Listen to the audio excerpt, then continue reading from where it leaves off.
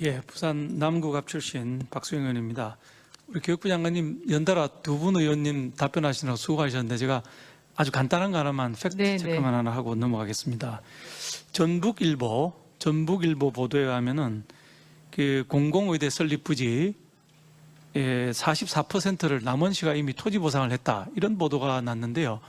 이게 법도 아직 통과가 안 됐고 설립 여부도 좀 정부에서 확정이 된 것도 아닌데 남원시가 토지 보상을 44% 했다, 이게 보도입니다. 사실인가요? 아니면은 뭐 가짜 뉴스인가요? 그거는 제가 좀 확인을 해봐야 될 것 같습니다. 네, 알겠습니다. 그럼 확인해 보시고 저희 의원실로 좀 답변을 주시면 감사하겠습니다. 예, 그렇게 하겠습니다. 기재부 차관님 질의 드리도록 하겠습니다. 우리 8월 달에 비가 너무 많이 와가지고 저희 지역구를 포함해서 전국이 피해를 상당히 많이 받지 않았습니까? 예. 피해를 입은 세대며 뭐 가게들이 참 한두 개가 아닌데요. 침수된 세대만 뭐 7,000세대 가까이 지금 되고 있는 상황입니다. 수해가 난 이후에 뭐 자치단체 장님들이나 국회의원님들로부터 예산 요구가 많이 들어왔겠죠?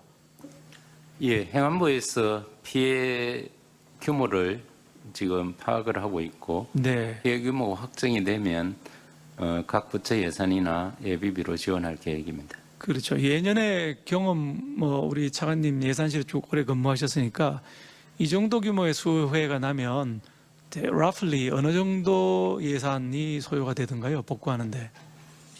지금 현재 행안부에서 현재까지 파악한 거로는 1조 조금 넘는 수준으로 1조 조금 넘는 수준이요. 예. 예. 그 제가 좀 이해가 잘 안 되는 부분이 있어서 몇 가지 질의를 드리도록 하겠습니다. 차관님 잘 아시는 것처럼 지방자치단체에는 이런 재난에 대비한 기금이 적립되도록 되어 있습니다. 재해구호기금하고 재난관리기금이거든요. 이게 이제 뭐 모니터 한번 봐주시면은 연초에 6조 6천억이라는 돈이 적립이 되어 있었습니다. 방금 1조 조금 넘으면은 복구가 가능할 거라고 말씀하셨는데 자치단체가 이미 갖고 있는 돈이 연초에 6조 6천억이 있었거든요. 이 돈으로 충분히 재난복구에 쓸 수가 있고 중앙부처에 손을 벌리지 않아도 되는데 이게 7월 말 기준으로 7월 말까지 얼마를 썼냐면 5조 1천억을 썼습니다. 77%를 써버린 것이죠. 이제 비는 정작 8월 달에 왔는데 7월 달까지 돈의 77%를 적립하고 있던 기금의 77%를 다 써버리게 됩니다. 다음 화면 한번 보시죠. 기금을 제일 많이 쓴 데가 어디냐면 인천인데 인천은 기금의 93%를 7월 말까지 다 써버렸고요. 대전은 90%, 전남은 84%, 뭐 이렇게 기금을 다 소진을 해버리게 됩니다. 그러니까 이제 뭐 비가 오니까 이제 돈을 기금에서 써야 되는데 쓸 돈이 없어진 상황이 된 거거든요. 제일 많이 이제 문제가 됐던 게 전남이 피해가 이번에 컸는데 전남 다음 슬라이드 한번 보시죠.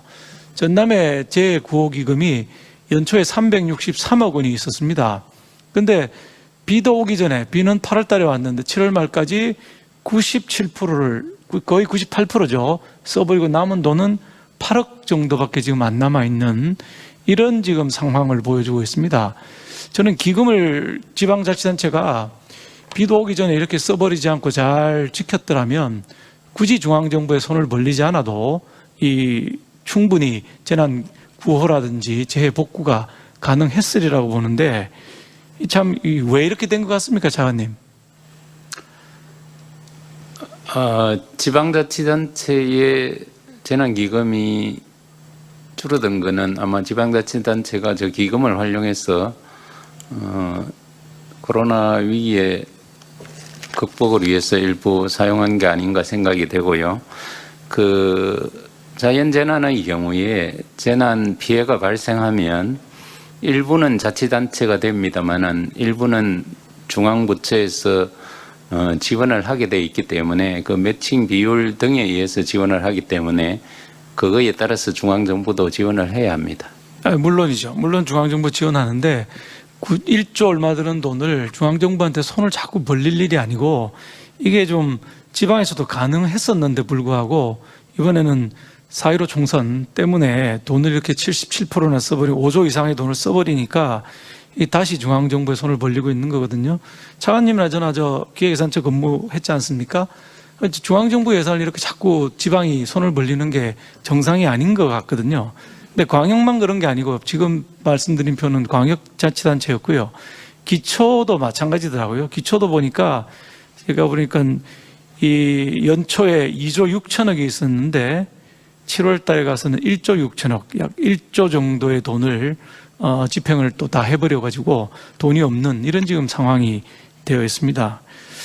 그래서 이런 방식으로 운영하는 거에 대해서 차관님께서 기금을 제대로 운영 안 하고 막 써버리는 부분, 연중에 고르게 써야 되는데 연초에 막 다 써버리는 부분, 이런 부분에 대해서 나라 돈이 이렇게 써줘도 되는 것인지 기재부에서 어떤 제도적인 장치를 마련해야 되는 게 아닌지 하는 생각이 드는데 어떻게 생각하십니까? 예, 그건 지방재정에 관한 문제이기 때문에 행안부랑 좀 상의를 해야 될 것 같습니다. 네, 좀 이따 행안부에도 제가 질문을 또 드릴 겁니다. 그 자치단체 지역개발기금이라고 하는 기금이 또 있거든요. 지금 재구호기금하고 재난관리기금 이외에 지역개발에서라고 하는 지역개발기금이라는 게 또 있습니다. 근데 이 기금도 코로나19 재난지원금에 4군데 지방자치단체는 또 땡겨서 썼거든요. 경기도, 경상북도, 강원도, 충청남도입니다. 특히 경기도 같은 데는 재난기본소득이라 그래가지고 1조 3천억을 4월 5일 날 다 풀게 됩니다. 무려 1조 3천억입니다. 저 경기도 인구가 1,300만이기 때문에 1인당 10만 원씩 주다 보니까 1조 3천억 이상의 돈이 나갔는데 그 중에 절반을 지역개발기금에서 땡겨 쓰게 됩니다. 근데 지역개발기금은 재해구호기금이나 재난관리기금하고는 상관이 없는 것이거든요. 이 기금 목적하고 상관도 없는 기금을 땡겨서 써서 국민들한테 돈을 나눠주고 있는 이런 상황이 발생을 했었습니다. 차관님, 행자부하고 같이 한번 잘 좀 챙겨보시고 기금을 기금 목적 이외에 이렇게 써도 아무런 제재 수단이 없더라고요, 법령상. 이게 나라 돈 이렇게 써줘도 되는 것인가 하는 생각이 들고 막상 비가 많이 오고 수해가 일어나니까 지방자치단체에 돈이 없는 거예요. 이런 상황이 계속 반복되어서는 안 되지 않겠나 이렇게 생각이 듭니다. 자, 근데 재원이 이렇게 고갈됐는데 또 2차 긴급생활지원금 논의가 되고 있지 않습니까?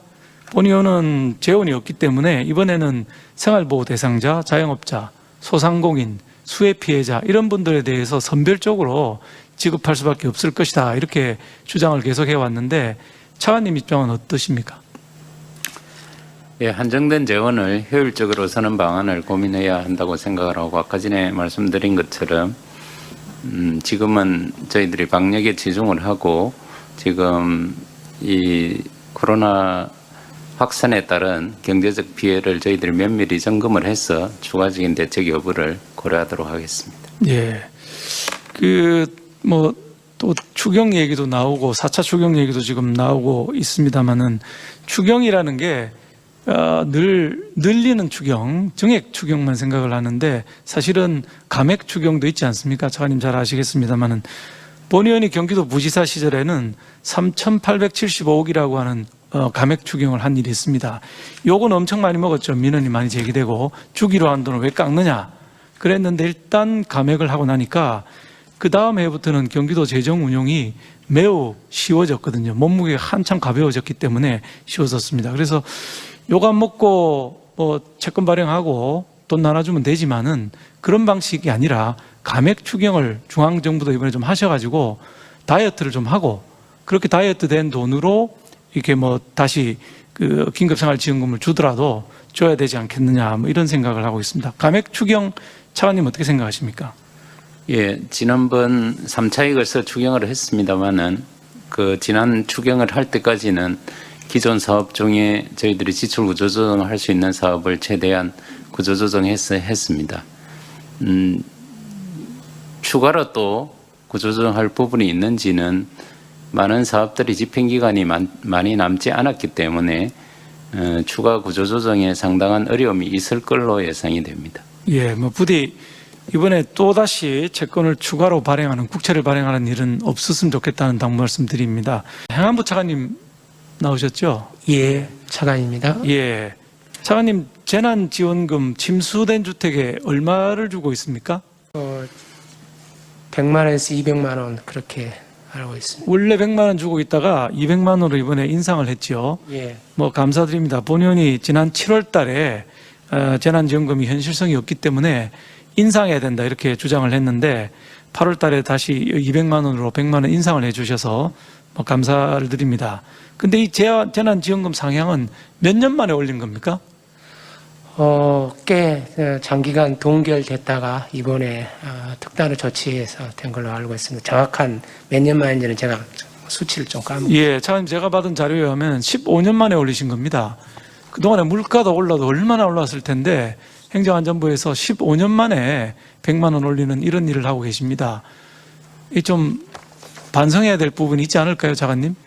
예, 그 부분에 대해서는 아쉽게 생각하고 다만 저희들도 한정된 재원을 생각해 보니까 이렇게 늦은 감이 있었던 것 같습니다. 예, 재원 있지만 15년 동안 손도 안 대고 시행령을 그냥 두신다는 게 저로서는 이해가 안 갑니다. 주택 침수 재난지원금 200만 원 이러셨는데 어떤 기준으로 뽑으신 겁니까?